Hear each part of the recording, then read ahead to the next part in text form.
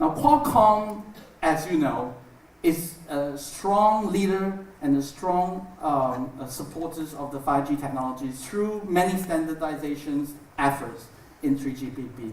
This is the timeline that you probably know very well. But the more important things I want to share with you is that 2018, we have started trials with more than 18 operators, key operators in the world, throughout the world. And then about 20 OEMs and ODMs have started collaborating with us using the X60 platforms that we announced back in 2016. So in 2016, we announced the first 5G modem, the X50. In 2017, we made the first 5G calls on the X50. In 2017 December, the first draft of the new radio standard was released.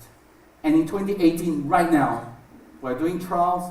And I'm very glad to tell you, even our 5G lab, and we've just set up a 5G test and optimization lab here in Taipei in our office. We have already made the first 5G millimeter wave and sub-6 calls over the last 2 weeks. Those are infrastructures that Qualcomm is investing and is doing, and it will support our Taiwan industries right now. And of the 20 ODM and OEM people who work with us and choose the X50 as the first platform, 4 of them are Taiwanese companies. This is how we think Taiwan can play an extremely important role, and Qualcomm is here to support that. Okay, this is my last slide. And what I want to tell you is that a lot of these things that you heard me saying today is true, and that you have heard it multiple times. You have heard it multiple times because it is true, and it's becoming more true now because it's become a reality.